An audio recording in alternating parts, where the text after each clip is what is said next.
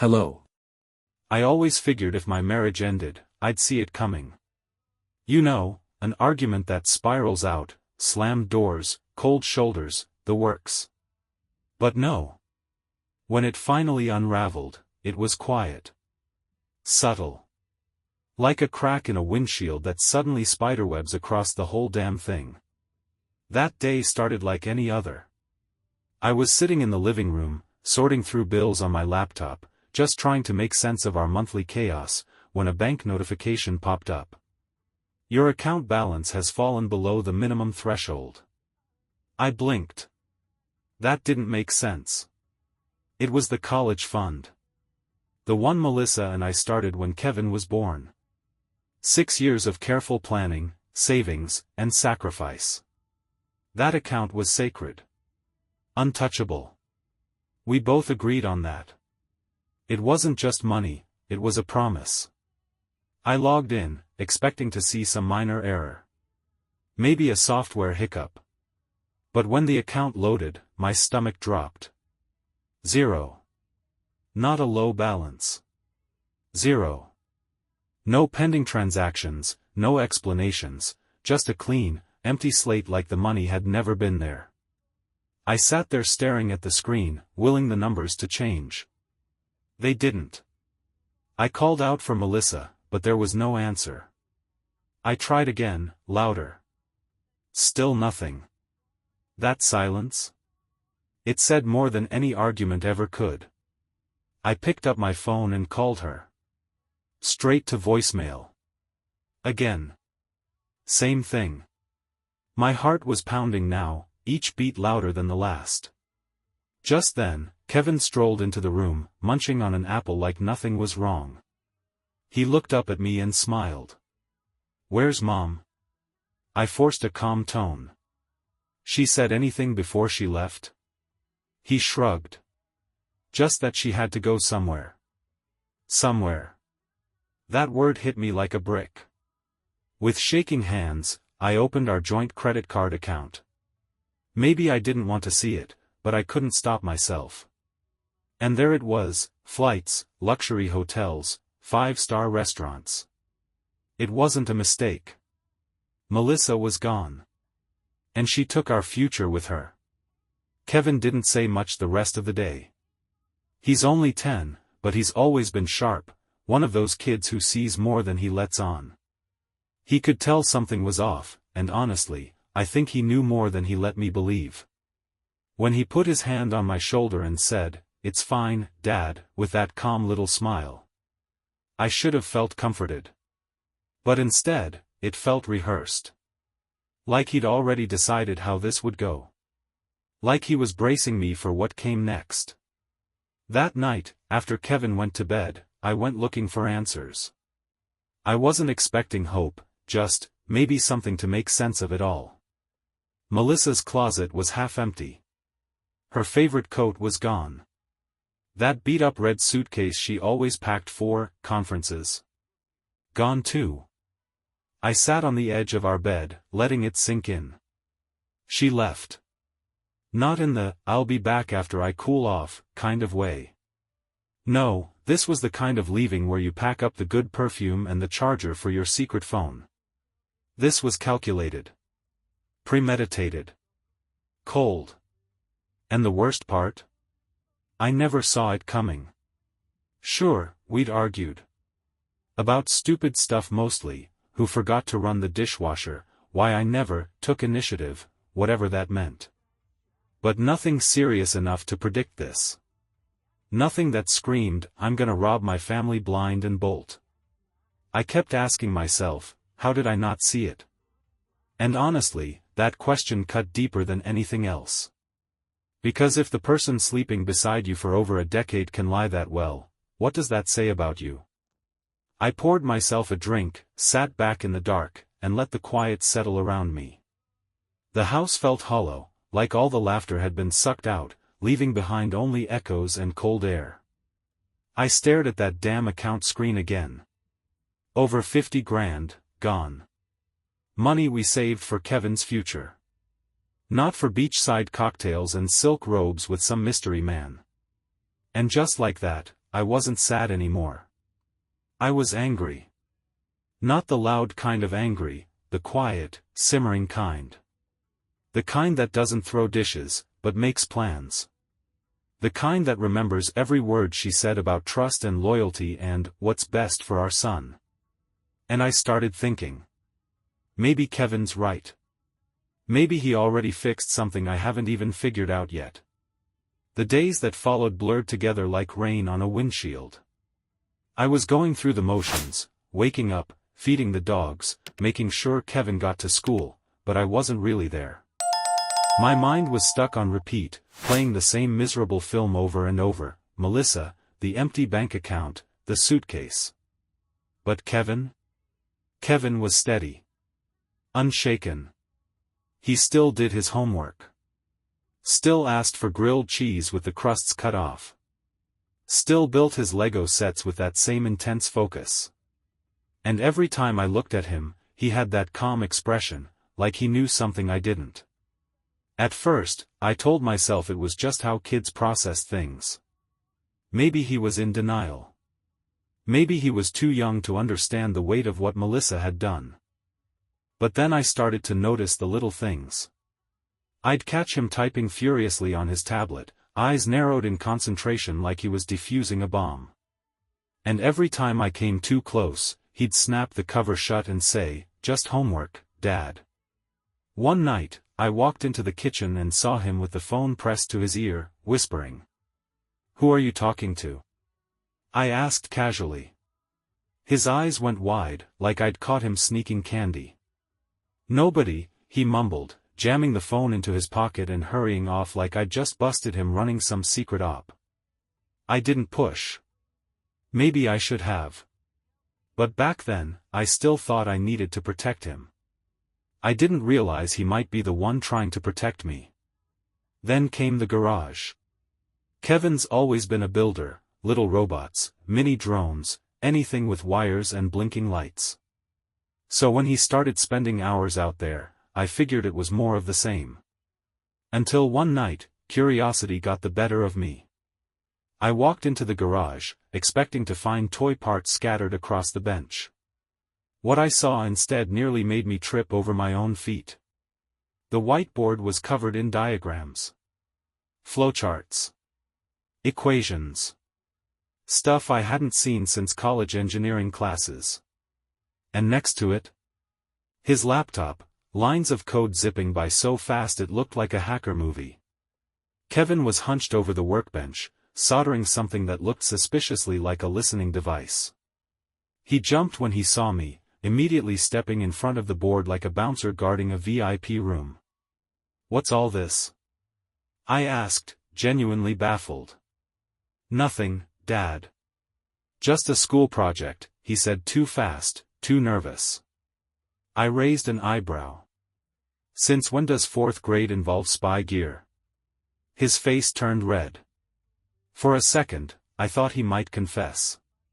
But he just shrugged and muttered, "You wouldn't get it," before packing up and heading inside. I stood there in the garage, staring at that whiteboard, my head spinning. Whatever he was doing, it wasn't for school. And it sure as hell wasn't just for fun. After that night in the garage, things didn't go back to normal, they just got quieter. The kind of quiet that feels like the air before a thunderstorm. Still, heavy, and electric. Kevin stopped leaving his tablet lying around. He started locking the garage. Covered the whiteboard with an old bedsheet. And he asked me some questions that, at the time, felt innocent, but looking back, they weren't. Did Mom have other accounts? Do you know her passwords? Did she ever talk about sending money overseas? I'd laugh nervously and say something like, "What kind of 4th grade report are you working on?"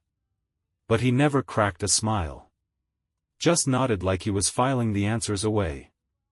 Eventually, I stopped asking him questions, and he stopped volunteering answers. We lived in a strange kind of standoff, me pretending I didn't see what he was doing, and him pretending he didn't know how broken I was inside. Then the phone rang. I was standing at the kitchen sink, half watching the neighbor's cat climb my fence, when I saw Melissa's name light up on the screen. My gut clenched.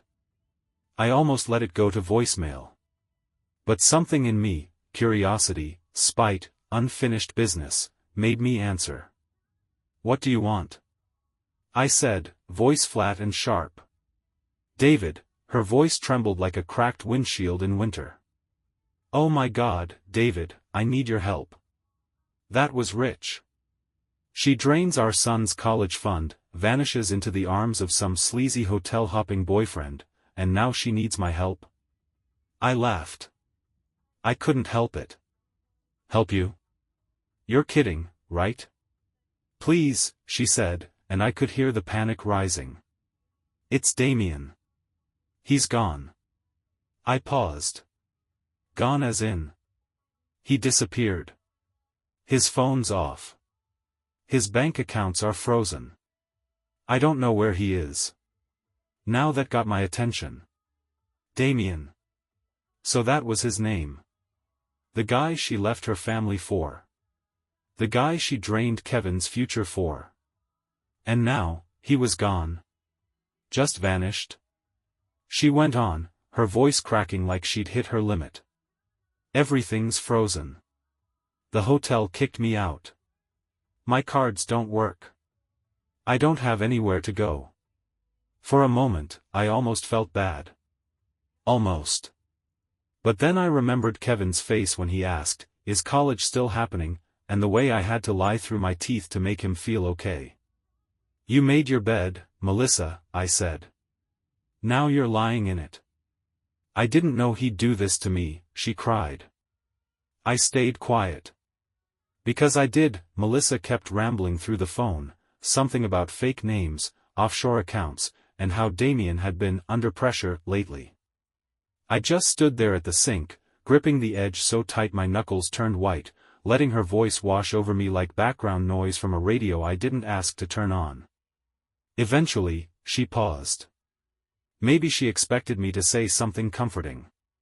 Instead, I said, "Why are you calling me, Melissa? You picked him." "You're still my husband," she whispered. "Not for long."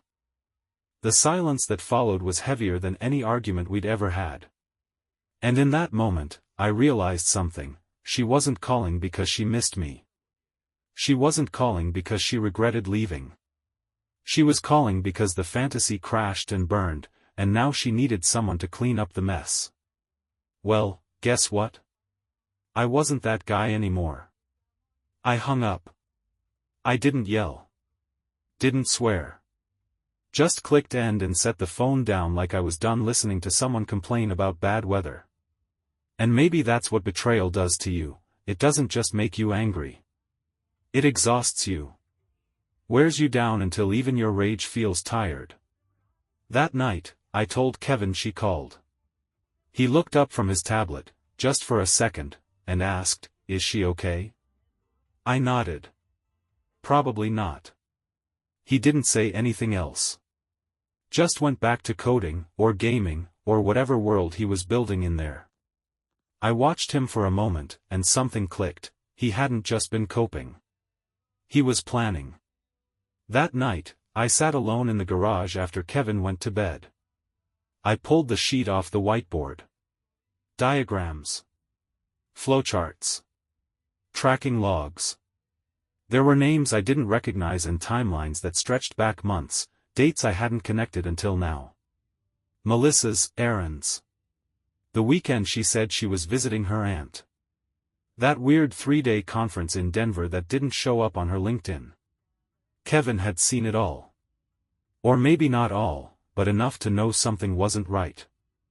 And while I'd been grieving, lost in my own head, my son had been quietly putting together the pieces like some pint-sized detective. And suddenly, I didn't know what scared me more. That my wife betrayed me. Or that my son had already figured out how to beat her at her own game. I wish I could say I sat Kevin down and had a heart-to-heart like they do in those cheesy family dramas. But the truth is, I didn't know how. What do you say to a 10-year-old who just watched his mother destroy everything? Instead, I waited. I waited until I saw the whole picture. Until the gears in my brain stopped grinding from betrayal long enough to make space for one hard fact: Kevin wasn't just surviving, he was strategizing. A few days after Melissa's meltdown call, I found Kevin asleep on the couch. His tablet had slipped off his chest and landed on the carpet, screen still glowing. I know I shouldn't have, but I picked it up. At first, I was just going to close it. Just tap the screen and power it off. But curiosity got the better of me. What I found, I still don't quite know how to describe. The kid had compiled a file. I'm talking timestamps, hotel receipts, text transcripts, screenshots of everything Melissa had sent or received for weeks. Maybe months. He had tracking on her travel bookings. A list of aliases Damien had used. Fake company names tied to some shady startup. And tucked between folders was one simply labeled, Mom. I didn't open that one. Not because I didn't want to know, but because I already did. The next morning, I confronted him, not with anger, just honesty. Kev, I said over breakfast, I saw what you've been working on. He looked up from his cereal. Calm. Way too calm. Okay. That's not just homework. Nope. There was no panic, no excuses. Just a kid who had decided he wasn't going to let his mom's decisions ruin us. Why didn't you tell me? I asked. I thought you had enough to deal with, he said, shrugging like it was no big deal. God help me, I almost cried. That day, something shifted between us. I stopped pretending to protect him, and he stopped pretending he didn't need protecting. We weren't just father and son anymore. We were teammates, two guys picking up the wreckage of a home and trying to figure out where to put the nails. I told him he could stop. That it wasn't his job to fix everything. But he just looked at me and said, "You didn't stop when she left, did you?" No, kid. I didn't. And apparently, neither would you. A few days passed after our talk, quiet ones. Melissa hadn't called again, and part of me hoped she never would. The other part, well, that part was waiting. Not for her apology, but for whatever fallout she and Damien had coming. Because karma? That doesn't always knock politely. Kevin kept doing his thing, school, projects, tech wizardry. Meanwhile, I tried to piece together what life was supposed to look like now. I still hadn't touched the college fund paperwork. Couldn't even look at it. Every time I did, it just reminded me how easily she threw away our son's future for a beachfront fantasy. Then I got a call, not from Melissa this time, but from her older sister, Rebecca. "David," she said, voice low. "Have you heard from her?" I hesitated. Not since she called crying about her missing boyfriend. "She's in serious trouble," Rebecca said. "I don't know everything, but Damien wasn't who she thought. He's under investigation. Fraud, identity theft, money laundering, the whole buffet." My stomach didn't drop this time. It clenched. "Melissa's being looked at, too," she added. "There's evidence she helped transfer money." Of course there is. Turns out Melissa hadn't just left us, she'd helped Damien move thousands of dollars through fake companies. And guess where he practiced most of that sleight of hand? Our joint accounts. She even used Kevin's name to set up one of the dummy businesses. That's when I lost it. She stole from me? Fine. I'll eat that. She ran off with some low-rent conmen? Go ahead, pack your bikinis and lies. But she dragged our son into this? That's where the line gets drawn in blood. I called my lawyer that day. Told him we were fast-tracking the divorce, going for full custody, and filing criminal complaints if needed. I wasn't about revenge. I just wanted Kevin far away from the mess she created. That night, I told Kevin the truth, or at least enough of it. Mom's in trouble. Legal trouble. He nodded. Because of Damien? Yeah, I said. Because of Damien, and because she helped him. Kevin didn't cry. He didn't shout. He just looked at me and said, then I was right to track them. That hit me in the chest like a sledgehammer. He hadn't just been curious, he'd known. Somewhere deep down, he saw the cracks before I did. That night, while Kevin slept, I sat alone in the living room, staring out the window, watching the wind bend the trees. And I made a promise to myself. I'd never let her hurt him again. The papers went out Monday morning. Divorce. Custody. Financial disclosures. All of it. Neatly stacked, sealed, and sent with the kind of finality you feel in your bones. I'll admit, seeing her name in bold black letters next to "Respondent" brought a small, bitter smirk to my face. Not because I enjoyed it, but because for the first time in weeks, I felt like I had some control. Like I wasn't just reacting, I was moving forward. Melissa didn't respond right away. Typical. But when she finally did, it was through her lawyer. She wanted to negotiate. She wanted shared custody. Wanted access to our accounts to prove her innocence. Wanted mediation. I wanted none of that. What I wanted was for Kevin to never have to wonder which version of his mother he'd be dealing with, the one who read him bedtime stories or the one who disappeared with his future. My lawyer told me we had a strong case. Between the drained college fund, the criminal investigation tied to Damien, and Kevin's own testimony if needed. Melissa didn't stand a chance. Still, custody hearings are never clean. You sit in a cold room, dressed like someone you barely recognize, listening to strangers dissect the most personal parts of your life. When the judge asked me why I believed full custody was in Kevin's best interest, I didn't read from a prepared statement. I just told the truth. She left, I said, voice steady. Not for a work trip, not for a weekend, not even for another chance at love. She left to chase a man who used our child's name to commit fraud. She emptied his college fund. She's only reaching out now because it all blew up in her face. I looked at Melissa then. Her eyes were red-rimmed, her lips trembling like she was trying to hold something together that had already shattered. I'm not angry, I added. I'm just done. And I want peace for my son. Melissa didn't speak. Her lawyer did most of the talking. He tried to paint her as a woman misled, emotionally manipulated, a victim of an experienced conman. But the judge didn't bite. Temporary full custody was granted to me on the spot. She was allowed supervised visits, pending the outcome of the ongoing investigation. When the gavel came down, I didn't feel triumphant. I felt tired. Tired, but relieved. I walked out of that courtroom into the sharp sunlight, loosened my tie, and took the deepest breath I'd taken in weeks. It wasn't justice. But it was a start. After the custody hearing, life didn't magically get better, but it got quieter. And quiet, after the chaos we'd been through, was a blessing. Kevin stopped locking the garage. He still worked on his projects, but now he invited me in. Sometimes he'd explain what he was building, sometimes he wouldn't. I didn't push. I just listened. Being with him, really with him, became the most important part of my day. He asked fewer questions about Melissa. When he did, they weren't out of sadness. They were practical.